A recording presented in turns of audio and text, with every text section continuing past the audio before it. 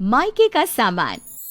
रिद्धि का सिर्फ मायके जाना और वहाँ से पसंदीदा सामान उठाकर ससुराल आ जाना हर किसी को खलता, लेकिन कोई कुछ ना कहता।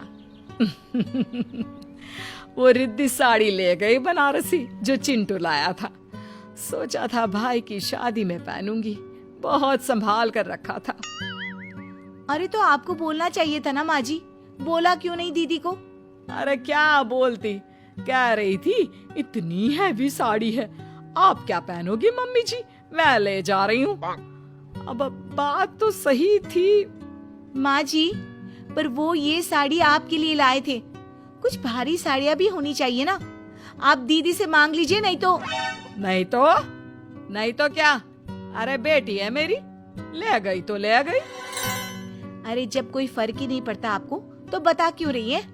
मैं तो ये कह रही थी कि नहीं तो आप मेरी वाली पहन लेना, जैसे सेम टू सेम ये मेरे लिए लाए थे, मैं लहंगा पहन लूंगी। हाँ ये ठीक रहेगा, वैसे भी तेरा मेरा साइज एक ही है, मैनेज कर लेंगे। बस अब क्या था, रिद्धि घर आती, कोई ना कोई चीज उठा कर ले जाती। एक दिन, अरे ये शो पीस कितना अच्छा लग रहा है। हाँ दीदी, ये हम लोग थाईलैंड से लेकर आए थे, वहाँ का यूनिक है ये। ग्रेट, मुझे तो बहुत शौक है यूनिक आइटम इकट्ठा करने का, मैं लेकर जा रही हूँ। सीमा क्या कहती, और रिद्धि मायके का सामान उठाकर चलती बनती है। एक दिन, माँ जी, मैं और ये 2 दिन के लिए छुट्टी पर जा रहे हैं, आप क्या दीदी को बुला सकती हैं?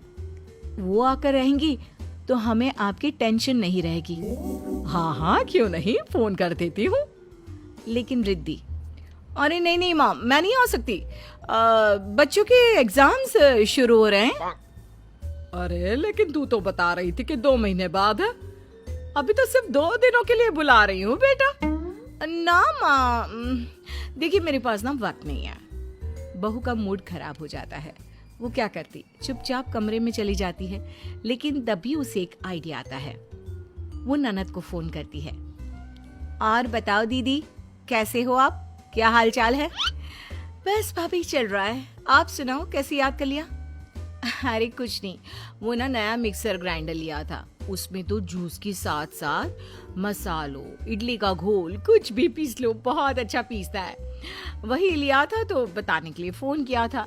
जूस पी रही हूँ उसी का, ठंडा ठंडा। आइए ना, आपको भी पिलाते हैं। अच्छा क्या बात है, मेरे घर का तो जूसर खराब पड़ा है। मैं आती हूँ ना भाभी, कल ही आती हूँ। ओ, कल तो हम लोग जा रहे हैं 2 दिन के लिए। रुकिए ना, 2 दिन बाद आकर मैं अपने हाथ से जूस बनाकर पिला दूंगी। हाँ क्यों नहीं। अगले दिन सीमा के जाने के बाद रिद्धि घर आती है। ओ, तो चली गई भाभी? मैं ना जरा किचन में जाकर पानी पी कर आती हूँ। किचन में रिद्धि को कहीं भी नया जूसर मिक्सर नहीं दिखाई देता। माँ से पूछूं कहाँ रखा होगा? वैसे उससे पूछूंगी तो समझ जाएंगी कि पहले तो मैं मना कर रही थी।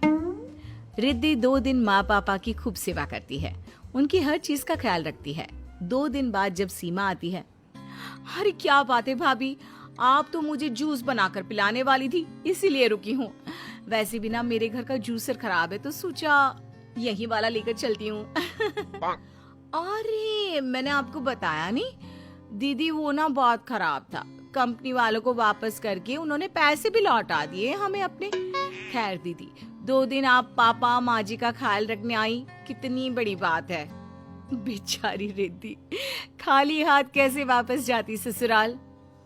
पापा मैं जा रही हूँ, ये जो हेडफोन लगा रखा है ना सर पर, लाओ दो। इस उम्र में हेडफोन, अरे कान खराब हो जाते हैं। रिद्धि जाते जाते पिता के हेडफोन पर हाथ मारती है।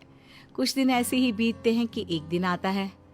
अरे बहू, तेरी माँ की तबीयत ठीक नहीं है, फोन आया था, जा बेटा कुछ दिनों के लिए मायके रह कर आ।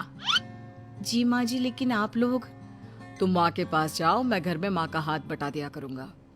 सीमा अपने मायके जाती है और कुछ दिन बाद वापस आती है। उसे देखते ही, क्या बात है सीमा, तुम एक बैग लेकर गई थी और आई हो तब भी एक ही बैग है, क्या मायके से कोई सामान नहीं लाई जैसे रिद्धि ले आती है?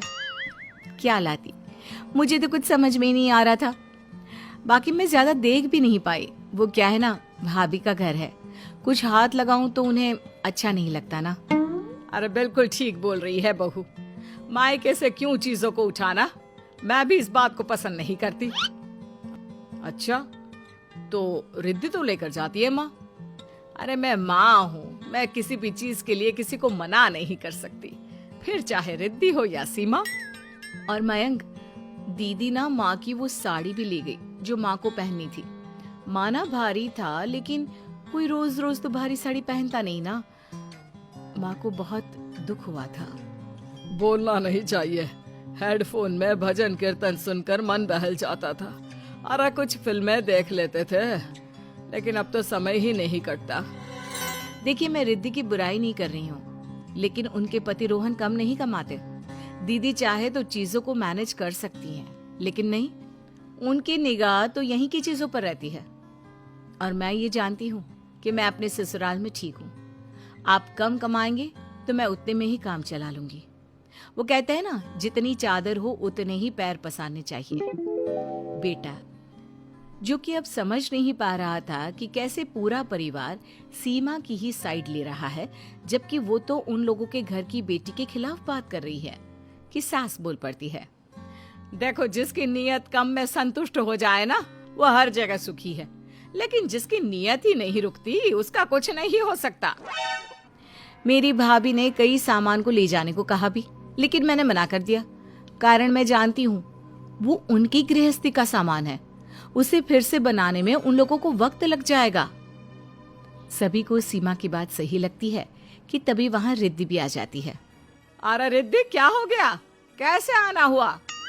माँ, वो क्या है ना, मेरे पास तो लंबी कार है, आप जानती है ना, लेकिन आसपास जाने के लिए कार तो नहीं निकाल सकती, तो मैं ना आप लोगों की स्कूटी लेने आई हूँ, जो भाई चलाता है। इस बार मामला कुछ और हो गया। नहीं, मेरी स्कूटी का मुझे काम होता है, मैं उसके बिना कोई काम नहीं कर पाता। अरे गलियों में घर है, स्कूटी के बिना तो मैं सोच भी नहीं सकता। वैसे तुम एक काम कर सकती हो, दिवाली आने वाली है, कई ऑफर्स भी आने वाले हैं, बोलो तो लिंक शेयर करूं? अब क्या, जेब से पैसे, वो भी रिद्धि लगाती, उल्टे पैर घर को भाग जाती है।